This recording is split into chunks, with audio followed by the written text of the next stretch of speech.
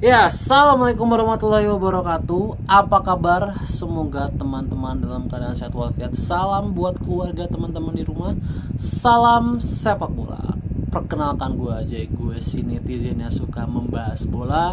Jadi di video kali ini, menu utama kita adalah keberhasilan dari Kylian Mbappe yang berhasil mendapatkan Golden Boot Eropa. Bukan hanya Golden Boot Liga Spanyol, tapi dia mendapatkan Golden Boot Eropa, di mana dia berhasil mencatatkan total berapa poin ya tadi gue lihat 64 ya, 62 apa 62 kalau nggak salah, mengalahkan Victor Gyökeres yang mendapatkan 58,5. Meskipun Gyökeres punya gol yang lebih banyak dari Mbappe, tapi karena Gyökeres bermain di Liga Portugal yang koefisiennya itu dikali 1,5, sementara kalau Liga Spanyol itu koefisiennya dikali 2, sehingga gol dari poin dari Kylian Mbappe ini sedikit lebih tinggi dibanding Gyökeres, yang akhirnya Mbappe berhasil mencatatkan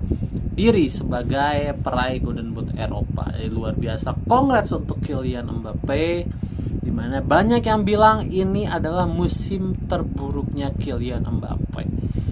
Tapi ya menurut gue Mbappe sih, nggak ada yang beda kalau menurut gue. Yang berbeda mungkin hanya dia nggak dapat trofi di akhir musim, itu aja ya. Di akhir musim dia nggak dapat trofi. Beda kalau ketika dia masih di PSG, di mana Liga Prancis aja mah masih dapat lah gitu ibaratnya. Tapi di Real Madrid dia nggak dapat ya, kalah dari Barcelona. Di Copa del Rey juga kalah dari Barcelona. Jadi Mbappe tidak mendapatkan gelar di akhir musim ini. Jadi bad luck untuk Mbappe, padahal Mbappe di musim ini berhasil mencatatkan sejarah sebagai pemain debutan Real Madrid yang mencetak gol terbanyak. Ya, mencetak gol terbanyak dengan total berapa ya? 43 gol nggak usah, 42 atau 43 ya. Kemarin nambah 2 gol, 43 harusnya. Jadi luar biasa untuk Mbappe. Meskipun dia dibilang di Madrid sedang mengalami adaptasi, tapi ternyata jumlah golnya bisa melebihi Ronaldo di musim debutnya. Ya, di musim debutnya. Jadi luar biasa sekali lagi untuk Kylian Mbappe. Ya, dan luar biasa sekali lagi Real Madrid ini kan musim ini sedang mengalami penurunan yang sangat tajam. Sangat tajam, ditambah Vinicius jelek, Rodrigo jelek, Bellingham jelek gitu ya. Gak ada Toni Kroos juga, Modric juga udah jelek, Ceballos ikutan jelek gitu ya.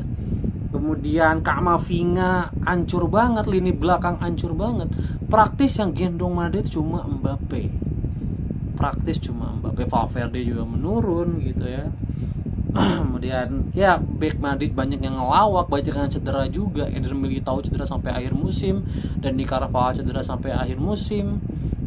Jadi masalah Madrid ini banyak sekali ya, sehingga akhirnya membuat Carlo Ancelotti akhirnya memilih untuk pergi dari Real Madrid dan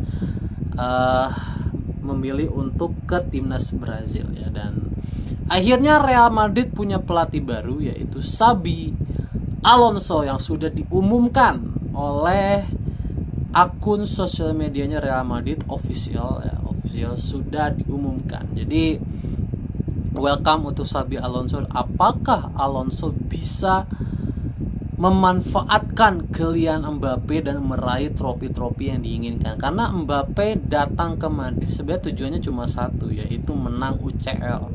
Tetapi justru ketika Mbappe pergi ke Madrid, PSG lah yang lolos ke final, menantang Inter Milan. Jadi bad luck sekali ya, sama kayak kasusnya Ibrahimovic dulu. Ibrahimovic dulu kan kayak gitu ya, dimana waktu dia di Internya kalah sama Barcelona yang juara UCL.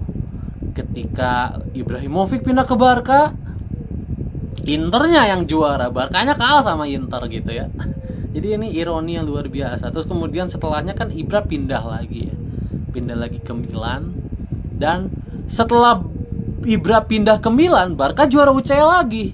Jadi 3 kali loh Ibra tuh zong bener-bener zong gitu.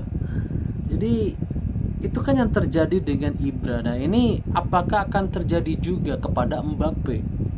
Karena dia kan dia pernah sekali lolos ke final di tahun berapa ya? Tahun Covid itu yang kalah sama Bayern Munchen, itu kan pertama kalinya Mbappe lolos ke final, dan itu kan satu-satunya dia lolos ke final UCL. Ya, justru dia malah seringnya lolos ke final Piala Dunia. Dia udah 2 kali lolos ke final Piala Dunia, bahkan menggendong di dua-duanya. Jadi dia tuh padahal sudah punya mental ya. Mbappe itu udah punya mental, sekarang klubnya juga udah terbaik gitu ya. Klubnya udah terbaik, kemudian dia juga udah ada di masa prime-nya. Dia kan sudah menciptakan 40 gol terus menerus ya, konsisten setiap musim 40 gol terus. Tapi trofi yang dia inginkan belum datang juga. Ya. Padahal trofi yang belum didapatkan oleh Mbappe itu kan 2 ya. Euro Eropa, trofi Eropa, dan juga UCL, dua-duanya Eropa, dua-duanya UEFA. Jadi ini akan menjadi tantangan baru ya untuk Mbappe di season depan. Tapi Mbappe harusnya jauh lebih baik di season depan. Karena apa? Real Madrid sedang rebuild total.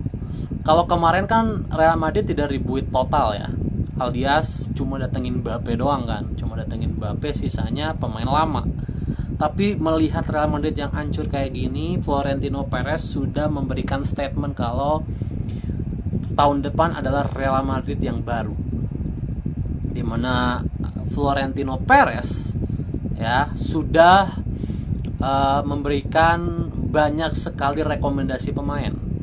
Pertama adalah Nuno Mendes ya, katanya Florentino Perez akan datang langsung ke Paris ya, akan menghubungi langsung PSG untuk mencoba mendatangkan Nuno Mendes yang pertama. Yang kedua, berhasil mendatangkan TAA secara gratis ya, TAA berhasil didatangkan secara gratis. Kemudian yang ketiga adalah mencoba mendatangkan Alexis McAllister dari Liverpool. Kemudian yang keempat adalah Dean Huijsen yang sudah diumumkan ya, Dean Huijsen. Yang kelima adalah mencoba mendatangkan William Saliba dari Arsenal. Jadi ada 2 center back baru, kemungkinan Eder Militao akan dilepas ya, menyisakan Rudiger dan Asensio aja. Eder Militao akan dilepas karena terlalu ini cedera. Lucas Vazquez juga udah akan dilepas ya, jadi akan diganti oleh TAA. Kemudian Mendy dan Fran Garcia juga akan dilepas ya. Jadi kan ngincer siapa sih bek kiri Benfica itu kan Real Madrid sama Nuno Mendes, berarti nanti akan diganti 2 sekaligus gitu ya. Dan di tengah McAllister, dan belum ada lagi ya dari pemain tengah untuk Real Madrid. Dan di depan katanya Real Madrid juga mencoba akan mendatangkan Gyökeres juga dari Sporting. Jadi kita lihat gebrakan dari Real Madrid di season depan, karena Real Madrid ini diam-diam menghanyutkan biasanya di transfer ya, tiba-tiba datang aja pemain gitu ya, nggak di rumor, nggak di apa, tiba-tiba datang aja gitu. Jadi itu yang terjadi dengan Real Madrid. Sekali lagi, kongres untuk Mbappe, namun tidak kongres untuk Real Madrid ya. Meskipun Mbappe menciptakan lebih dari 40 gol, tetapi Real Madrid di akhir musim ini tidak mendapatkan apapun ya. Semoga Mbappe perform nanti ya di Piala Dunia Klub ya, semoga perform dan menunjukkan kualitasnya.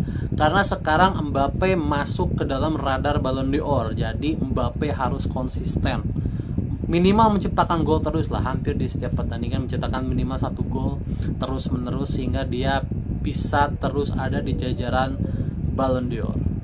Oke, semangat untuk Mbappe.